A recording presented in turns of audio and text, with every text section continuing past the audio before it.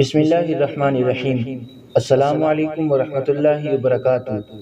حضرت سیدنا یوسف بن حسن رحمۃ اللہ علیہ فرماتے ہیں کہ جب حضرت سیدنا ذوالنون مصری رحمۃ اللہ علیہ کی صحبت میں رہتے ہوئے مجھے کافی عرصہ گزر گیا اور میں ان سے بہت زیادہ مانوس ہو گیا، تو ایک مرتبہ میں نے ہمت کر کے ان سے پوچھا، حضور آپ کو سب سے پہلے کون سا عجیب و غریب واقعہ پیش آیا؟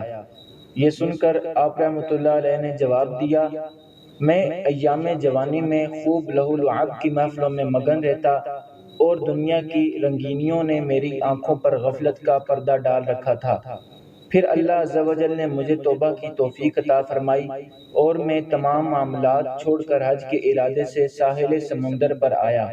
وہاں میں نے ایک بحری جہاز پایا جس میں مصری تاجر سوار تھے، میں بھی ان کے ساتھ جا ملا۔ اس جہاز میں ہمارے ساتھ ایک نہایت حسین و جمیل نوجوان بھی تھا جس کی پیشانی سے سجدوں کا نور جھلک رہا تھا اور اس کے منور چہرے نے ساری فضا کو نور بار کیا ہوا تھا۔ جب ہمارا جہاز کافی فاصلہ طے کر چکا اور وسط سمندر یعنی سمندر کے درمیان میں آ گیا تو جہاز کے مالک کی رقم سے بری تھیلی گم ہو گئی۔ اس نے پوچھ تاچھ کی لیکن تھیلی نہ ملی، لہٰذا اس نے سب سواروں کو جمع کیا اور سب کی تلاشی لینا شروع کر دی، لیکن تھیلی کسی کے پاس نہ ملی۔ بالآخر جب تلاشی لینے والا اس نوجوان کے پاس آیا تو اس نوجوان نے اچانک جہاز سے سمندر میں چھلانگ لگا دی۔ یہ دیکھ کر میں حیرت میں ڈوب گیا کہ سمندر کی موجوں نے اسے نہ ڈبویا بلکہ وہ اس کے لیے تخت کی طرح ہو گئی اور وہ نوجوان لہروں پر اس طرح بیٹھ گیا جس طرح کوئی تخت پر بیٹھتا ہے۔ ہم سب مسافر بڑی حیرانگی سے اسے دیکھ رہے تھے۔ پھر اس نوجوان نے کہا، اے میرے پروردگار، ان لوگوں نے مجھ پر چوری کی تہمت لگائی ہے۔ اے میرے دل کے محبوب، میں تجھے قسم دیتا ہوں کہ تو سمندر کے تمام جانوروں کو حکم فرما کہ وہ اپنے اپنے منہ میں ہیرے جواہرات لے کر ظاہر ہو جائیں۔ حضرت سیدنا ذوالنون مصری رحمۃ اللہ علیہ فرماتے ہیں کہ ابھی اس نوجوان کا کلام مکمل بھی نہ ہونے پایا تھا کہ جہاز کے چاروں جانب سمندری جانور ظاہر ہو گئے۔ سب کے منہوں میں اتنے زیادہ ہیرے جواہرات تھے کہ ان کی چمک سے سارا سمندر روشن ہو گیا اور ہماری آنکھیں چندیانے لگیں۔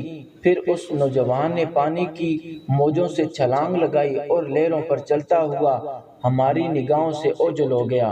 وہ عظیم نوجوان یہ آیت تلاوت کرتا جا رہا تھا، ایاک نعبد و ایاک نستعین۔